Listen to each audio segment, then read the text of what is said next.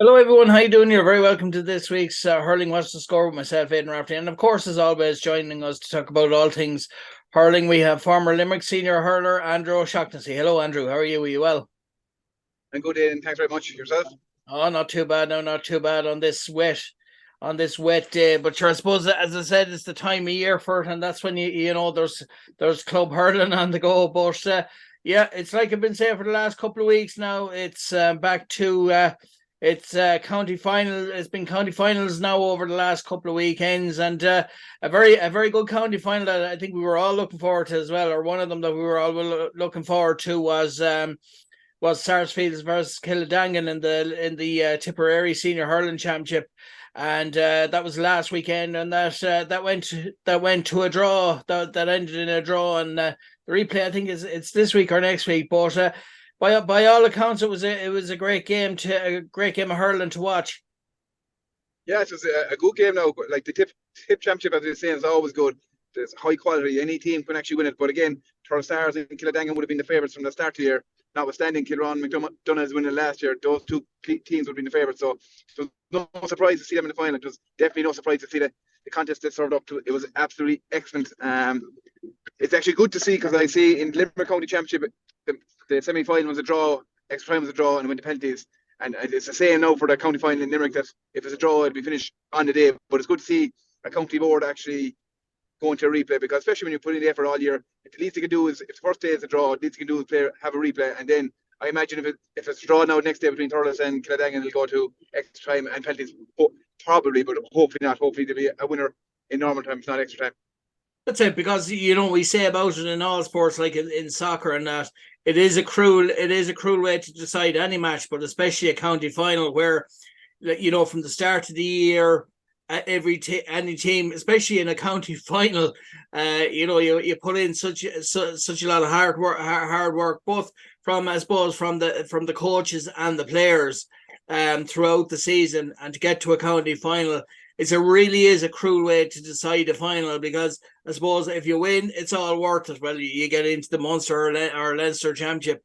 But if you lose all that work, if you lose from a player's point of view, it's all that work that was put in to get there is all for nothing if you don't win. Isn't that's kind of the way it is. That's Yeah, the way it yeah, is, you know. that's the way you can look at it. But again, you can take away your kind of your own personal view of if your team are involved. You don't want to go out that way and lose that way. But the Mm. other side of it is that all teams will know in advance that there's a possibility if it's a draw, it's going to extra time, and if it's a draw in extra time, then there's a possibility of going to penalties. They know that they'll be told that in advance. So it's incumbent on the teams themselves then to not be naive enough and say, no, we're going to win it. I'm going to beat them out the gate, and we're going to put in our game plan, and we're going to win. It's not naive enough saying that. You have to be prepared for everything. So get your 5 penalty takers, 6, 7 penalty takers set up, get them practicing, make sure they're happy enough to take penalties. So that's the other argument. And then from a neutral perspective, it's actually enjoyable. Everyone loves watching penalties. They pick a team, they go for a team, and then they be looking through their hands if a penalty is saved or it's not saved. So it's good entertainment, albeit it's not really good for the lads taking it themselves. But that's the joy of the sport. It's in every sport, sudden death contests. So I'm not a fan of it, but at the same time, I'm not against it, if that makes sense. That's it, and I suppose really, as we said, that match has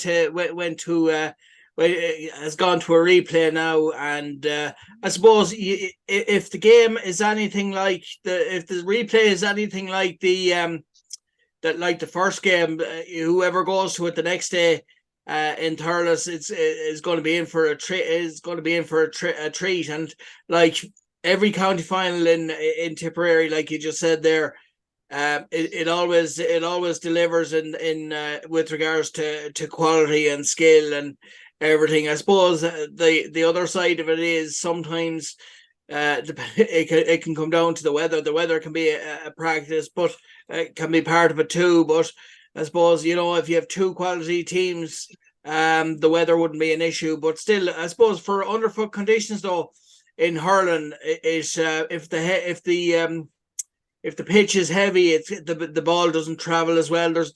So it has I suppose to a certain extent a certain say in how a match is played. Oh, it does definitely, but say, and then on the other, again, devil's advocate on the other side of it is the conditions are the same for both teams, so they'll know if the weather's going to be bad, and they have to just react and improvise their game. They're obviously the game plan. They want to play they won't be possible to play in the conditions. So you just have to play and adapt to that. And just it literally comes down to going out for a ball instead of going down the ball with one hand, fast hurling, go down two hands, get into your hand, and then if you get contact, you're getting a free. That's the way it is. You have to be that cute and that aware. You just have to do everything the way you want to. Just slow it down a second or two just to make sure you get the ball in your hand, because you won't get a free this type of weather. There's no way you get a free if you don't have the ball in your hand. So whether you go down two hands or one hand, I don't mind that, but the ball has to be in your hand. Once you get into your hand, then you can control how you do and how your team plays. And if you win by frees, you win by frees. But if you don't go down and get the ball in your hand, first and foremost, you're not going to get a free.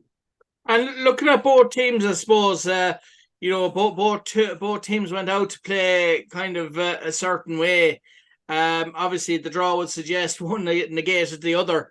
But what from looking at the match, what are your thoughts on, we say, Thurles Sarsfield's style of playing Killadangans, and what were your thoughts on that? And because obviously it was a cracker as well. Yeah, so Thurles Sars, whatever game they go to play, they're always going to be favourites. They're kind of like New Zealand in Tipperary. They're always going to be favourites.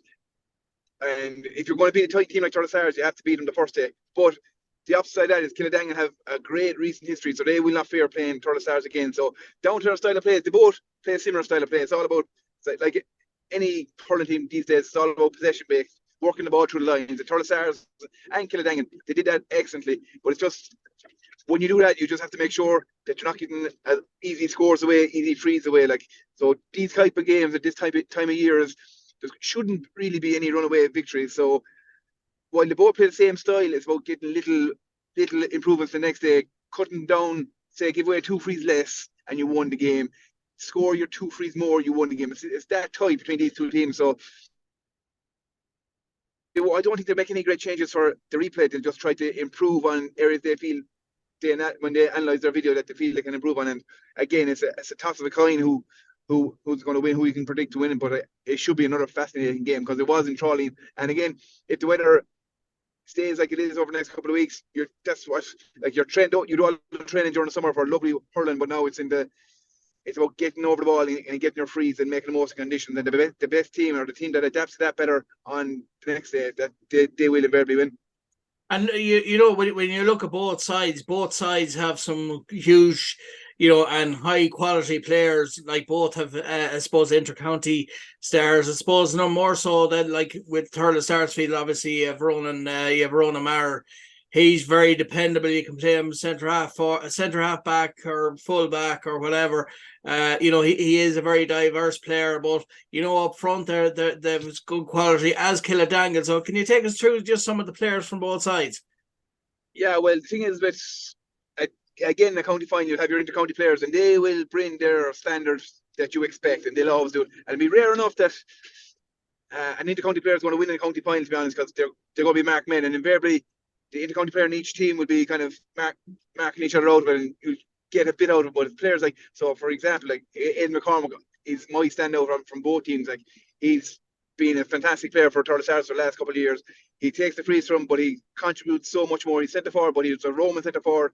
If he gets the ball in his hand, he'll either set up a score or he'll get a score. He's that accurate, and he's got a few runs with Tipperary. He's on the panel thereabouts. He's an all-Ireland medal or two. But he's not an intercounty player, but he's the type of player that could swing it. So if Thurles Sars do win it, I expect a big return from Aidan McCormack. And of course, like, how these teams play, especially at a county, as in a county final, they could be in any county. They could be putting their hands up for being chosen for the county panel the following year. But look, that's a side issue. At the moment, it's all about winning the county final. So I suppose, for looking ahead now to the replay for these two teams, what are the learnings from it? Because look, county finals do come down to tiny, small margins, don't they? Of course, do. Yeah. Again, there's very little you can actually learn from it. It's just about trying to motivate your team to say, right, we did this very well. Go focus on the positives, and then pick a few. I'm not going to say negatives, but things that you weren't happy with, that you didn't do entirely right. Just focus on that and try to practice that for a week or so, and just really hone in that. Say, if we improve this little piece of the jigsaw, we're going to win. And that's what board managers are going to be doing. They're going to try to find the minute details that they can improve on, which doesn't take a lot of effort. Just takes reminding the players and whichever team does that the best, like that, as I said, they're gonna win the next day out. Yeah, because them little things can be the difference between winning and losing, I suppose. But so we move on to your own county there, Limerick. Yeah, so we just finished the semi-final stages. So my beloved Kilmallock are out. They got beaten by Duell on Sunday, and then the Piercy beat Doon on Saturday. Kilmallock, I'll go to Saturday first. So the Piercy are the clear favourites for the county championship all year. I've been saying that all year. They're a fantastic team, but it's a game they were very lucky to get away with. They were missing Willa Dunn, who was out through injury, but they won that at penalties. So Doon will be disappointed. 2 goals they gave up. They gave up 2 goals they shouldn't really be giving up, kind of long range goals, and then they go disallowed for a square ball. And it's like watching on TV, the square ball, it was a clear square ball, but there was actually no need for Dara Stapleton to be in the square. The ball was played across him. He had about 5 or 6 yards of space with no one around him. He did not need to stand in the square. It was just an unawareness of his surroundings, I think. And like it's little things like that, how games change. Like, so they got that goal, they would have been well on top. They didn't get the goal. The Pierce went down and Adrian Breen got a goal the opposite side. They were claiming he was in the square, but he actually followed the ball in and hit it straight into the square. So it was a good goal.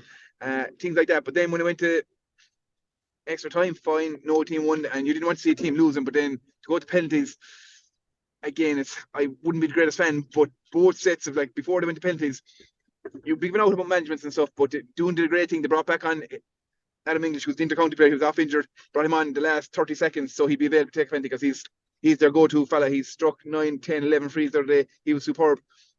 So both sets of, like, I was sitting at home with my wife, and we named the 5 penalty takers for both teams, and like it came down to exactly what you want as a manager. It came down last penalty to win it with your inter-county player, your standout all-star, taking it. And Peter Casey, I haven't seen a worse penalty ever in my life. I saw what he's trying to do, but the execution was absolutely horrendous. But again, like the list, the amount of penalties there actually weren't great penalties. So why both teams had their penalty takers picked out, I'm not too sure they got enough practice because some of them were poor. Like I see what they're trying to do. Players these days, one-on-one to goal, they say, right, I'm just gonna. The key is they pick a spot, hit it right. But that's not it, because goalkeeper's still going to go 50-50, take a chance. The key is just put the ball down. Imagine there's a 3 in the goals like the old times. Pick a spot and just put the hurley through the ball as hard as you can. Hit it high or hit it low, but don't hit it the perfect height. Where if the keeper dives, he's going to have to hurley up waist high. So that's invariably where the best chance he has of saving. So corners, high or low, and it should not be stopped. But again, that was a disappointment. So Doon will be absolutely disgusted that they lost that semi-final. But again, that's the joy of the champion. They actually know how to ground out victories when they shouldn't. And then saying that, they'll improve next year for the county final. So that's one semi-final. Sorry for going on so long.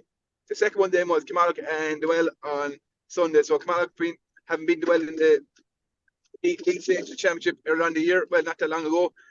They lost the last match against the Piercy, which was a dead rubber. Didn't really matter, but in hindsight, it did matter because Kilmallock got 2 goal chances in the first 5 minutes. Patrick Sweller clever enough to give away single frees on the 20-yard line, so we got points out of that. That's all well and good, but then we were never in the game after that. You had Dermot Burns man the match. It could have been Keane Lynch. It could have been Aaron Gillan. Aaron Gillan got 112. They were just 3 of them were superb, and the other 12 and whatever amount of subs Duell brought on, while they didn't hurl to the same accuracy as the 3 county players, understandably, they hurled to a system that they themselves have been planning all year. So while everyone tries to hurl to the Limerick system, work the ball out, that's fine. But what I found, what Duell did, the 3 boys hurled to the Limerick system amongst themselves, and then other players just contributed and kept the ball simple.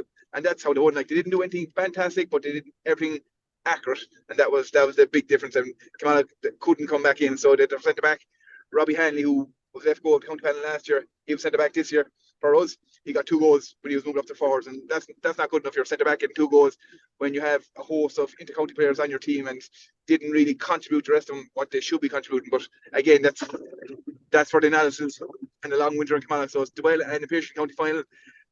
Logic would say Duell and the Piercy would win it, but history would say Patrick Swell, because Patrick Swell are a fantastic team, an awful team to play against, but a fantastic team to watch, because they'll go out and they'll beat any team, no matter what their form suggests. They have absolutely no fear, and they have a certain amount of arrogance, the right amount of arrogance, that they can beat anyone. And everyone's saying the Piercy, but I was sneaking suspicion Patrick Swell could win the county.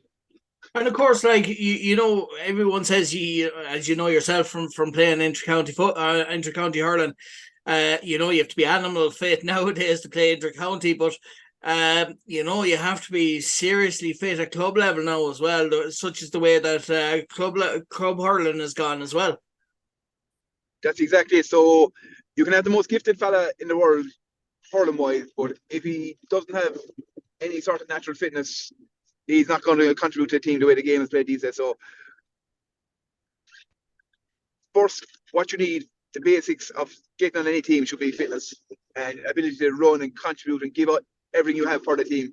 And when you have that, you can work on the skill base throughout the year. That's no problem. So the worst thing you can do, go back to start here, is try to work on fitness if there's a big effort that needs to be made. So people need to have a certain level of fitness throughout the year, and it's just trying to maintain that.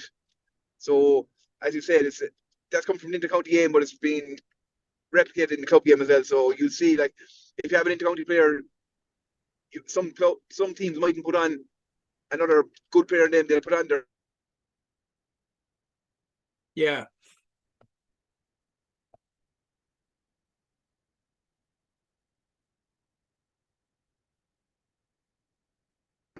not going to go on it because he won't keep up with him. So fitness that's basic of any club team as well these days. That's it. And I suppose moving on now to the Cork Championship. This is always the Cork County Final is always keenly contested, isn't it?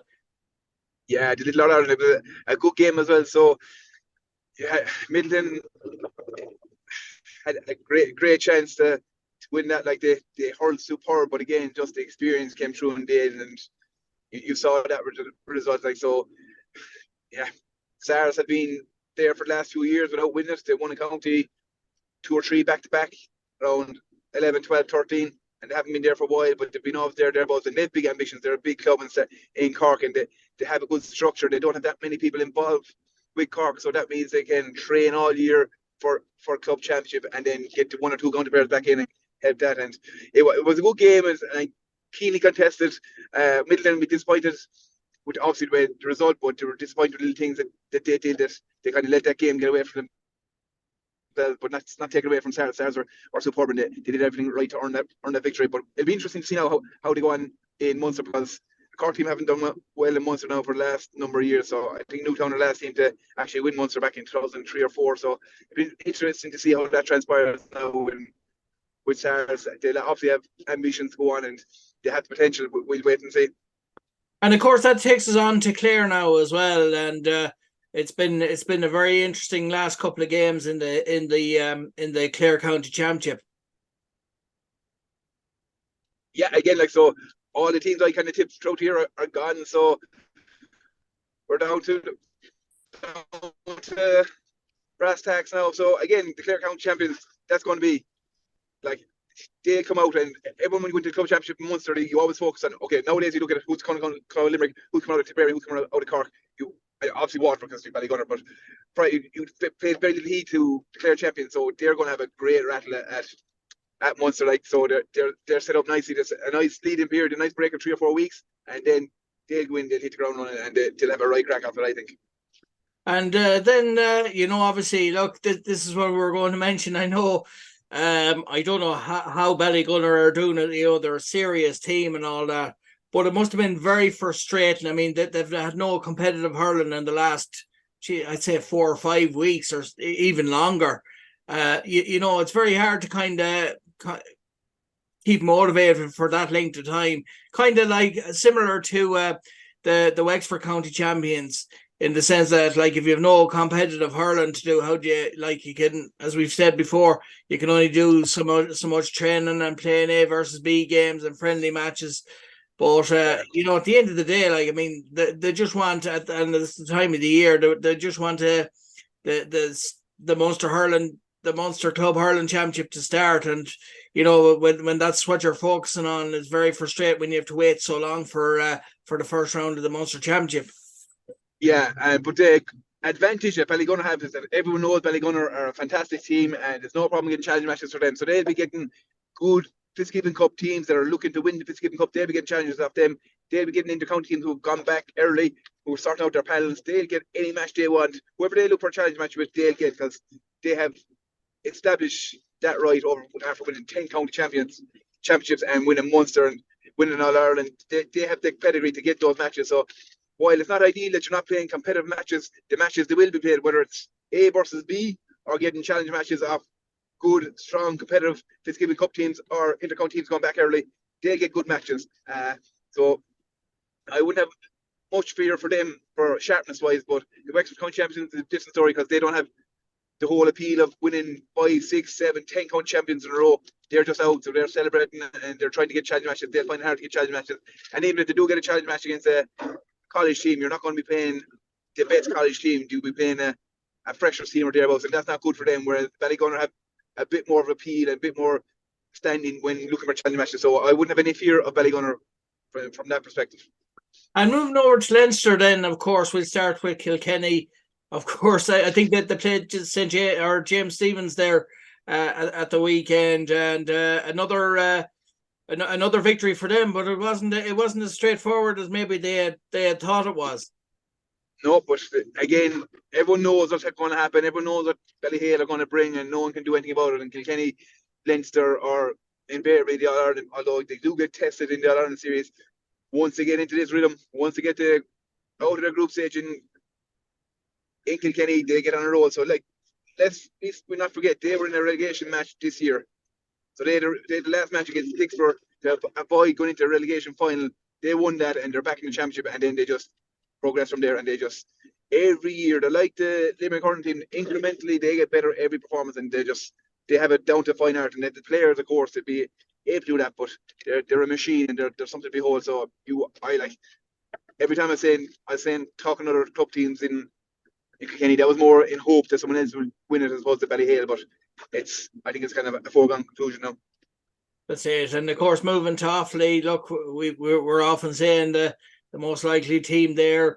Years ago it used to be Burr, kind of saying Sarah Kieran's, and but it seems to be Kilcormac Killahy nowadays seem to be the team that just seem to be really well prepared for each match every year in the championship, and it just goes to show you the quality of the players that they have, not just in Kilcormac Killahy, but around the county as well. When you see the quality of the championship. Yeah, that's exactly it. And that's why the final there last week or so wasn't that particularly, it was quite disappointing. So Kilcormac Killahy had a rather facile victory over Shinrone, and I was hoping Shinrone, I was watching the results during the year and over last year that Shinrone are showing a lot of promise, but it's great showing promise, but when you come up against seasoned campaigners like they did against Kilcormac, that was a facile victory, as I said. So they won that, pulling the handbrake off with about 15-20 minutes to go. So it's disappointing for Shinrone, but again, it's kind of like Ballyhale and Kilkenny. People in Offaly would have seen this coming. So if someone else was going to win Offaly this year, it was rather more in hope than anything. They all expected Kilcormac, and they duly went on and proved their favour side. And of course, then that brings us on to Dublin. It's always a very interesting, I suppose, when it comes down to the last four. I think we were both kind of thinking that maybe Coola will be one of the teams, but when it gets to even the quarterfinal stages or even semi-final stages, any one of those four that get into the semi-final are more than capable to get to the county final, and that's what makes the Dublin Hurling Championship. I know a lot of people would say, "Oh, well, the football championship will be more interesting," but I don't know. I don't think so, because it's so tight once it gets to the semi-finals that it makes it for two very intriguing semi-final matches. Yeah, that's exactly it. And so you can't kind of talk down Dublin Championship, because in the last couple of years they did have the All-Ireland Cup champions in Coola. So you can say Dublin Hurling this and Dublin Hurling that, but they provided a club champion in the last number of years. So while they're gone, there's any team that beat them or get to the latter stage of Dublin Championship can actually refer to Coola winning the All-Ireland and say, we have a realistic chance of not just if we win Dublin, we can go on win Leinster and All-Ireland. That's a realistic chance as has been proven by Coola. So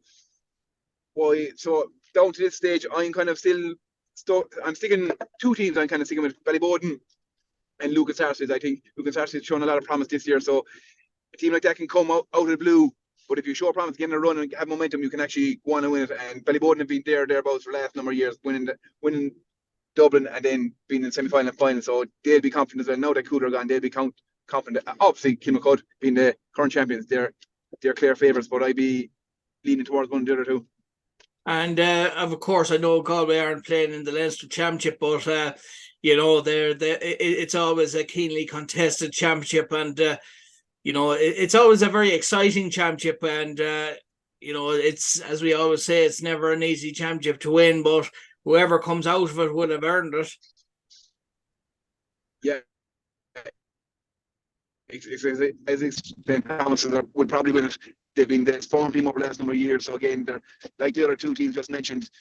People in that county Galway would say it's a change. We hope there's a change, but they're all kind of expecting St. Thomas to win it. And the way the football won, I'd say that they're very odds-on favourites at this stage now. They're showing they're like all those teams, those other two teams. They know when to peak and they're timing their run perfectly. And you'd be a brave man to back against them. And of course, moving on finally then to Wexford. Look, I don't know. They've probably forgotten about them now, because it's been so long ago since the Wexford county final. Kind of like Ballygunner, they'd have been bored out of their tree now, having had no competitive games. So I suppose it's how they manage the players now is the key. But I suppose that the other advantage is any players that get injuries or little niggles in training, there's loads of time to recover.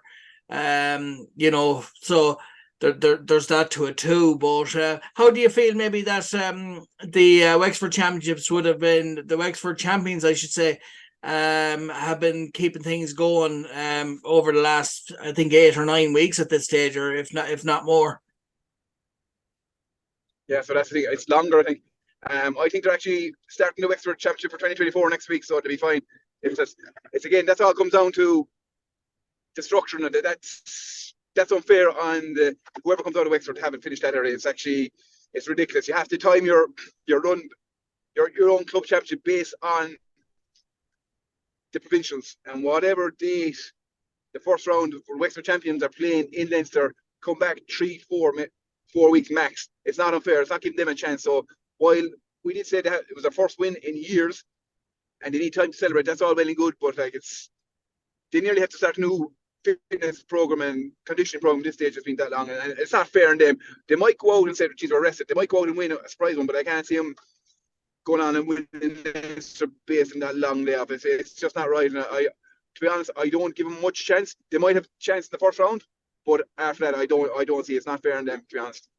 Because I suppose really, when you're off for that long, I know when you compare Ballygunner to them, obviously Ballygunner, like you said, that they'll never have any issues getting top teams to play them, in friendlies and things like that. But for the Wexford champions, it's been that long ago since they played competitive hurling that you'd nearly kind of lose focus, because you're saying, well, what are we doing? Are we training for next year's season, or are we training for the 2023 Munster Hurling Club Championship or Leinster Club Championship? Yeah, it's just unfair. And then again, it's down to club players, and they have families and they have commitments at home, wives and girlfriends, and what are they going to do for holidays? They might have holidays planned, and it's just very hard to plan all that around a prolonged season like this. And again, I come back, it's near, Jesus, I think it's nearly 12 weeks at this stage they're finished. Yeah. And that's if you want to get a team fit, like a relatively fit group of players, if you want to get them match fit, 6 weeks is what you need. So that's double that, and that's not good. And I just feel sorry for them. I don't think it's fair. I think the Own County Board are doing it injustice the way they ran that championship, finishing it so early. There was absolutely no rush, and look, I'm just glad it's not the Limerick County Championship or any other county championship around here. That's it, because I suppose really, it's about peaking. It's about peaking at the right time as well, and that's what comes into this championship. It's like you don't want to peak too soon, but you need to peak. But it's in this championship, going into the Leinster Championship, it's about peaking at the right time.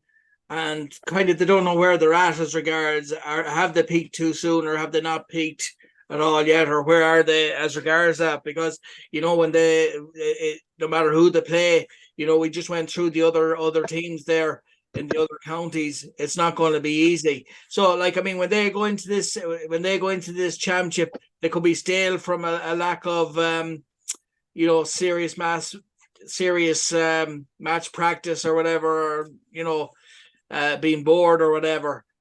So that could go against them, against the quality teams, Ballyhale, Shamrocks, the Dublin champions. No matter who they play, it's not going to be easy for them, and the lack of competitive hurling will go against them. No doubt they will, because the one thing you get from winning a county championship, you get on a run of successful wins, and you build up this thing that everyone talks about. It's an intangible thing: momentum. Anything they built up now is lost. Excuse me. No matter how well they do, they can come out and win the next round. They can come out and actually win Leinster, but I don't actually genuinely think they can, because it's a new season for them. So you're on about peaking. So every team focuses on peaking. So you peak once or twice, maybe 3 times in a year. So when the championship starts, you peak for the start of the championship to win your first few matches, to get out, make sure you're in the championship, and then you taper off. And then you aim to peak again from quarterfinal, semi-final stages up, and you build it up again. So you're building up, and you're peaking again in county final stage. That's what you do. You cannot take a 12-week break or 11-week break, whatever it is. It's just not. It's not feasible. It's not right. And again, I'll come back to it's not fair on them. And so all their good work, I think, is going to come back. And no matter, I don't genuinely think they have a chance in the Leinster Championship, whether they win the first round or not. The overall thing, whether they play a fantastic Ballyhale, Shamrocks, the Dublin champions, whoever it is, and say, oh well, they're a fantastic team. That's besides the point. They're not giving themselves a realistic chance to compete the way the structure in the championship in Wexford is. That's it. So we've plenty of Leinster and Munster club championships matches to look forward to now. I think there might be 1 or 2 more county championships to be decided, but it is proven to be a very interesting season hurling wise, and in the club championship, isn't it? Oh, that's for sure. Again, but there's no real surprises. Unfortunately, you want to see a team coming through that, I haven't heard about them before, and what's their background story? But in all the Galway, Kilkenny, Tipperary, Cork, Waterford, Limerick, it's all the same teams coming again. So while it's good for the neutral, it's not really good for hurling within the county, supporting it, and every club getting better. But again, it's good viewing on TNG or RT now these days on a Sunday.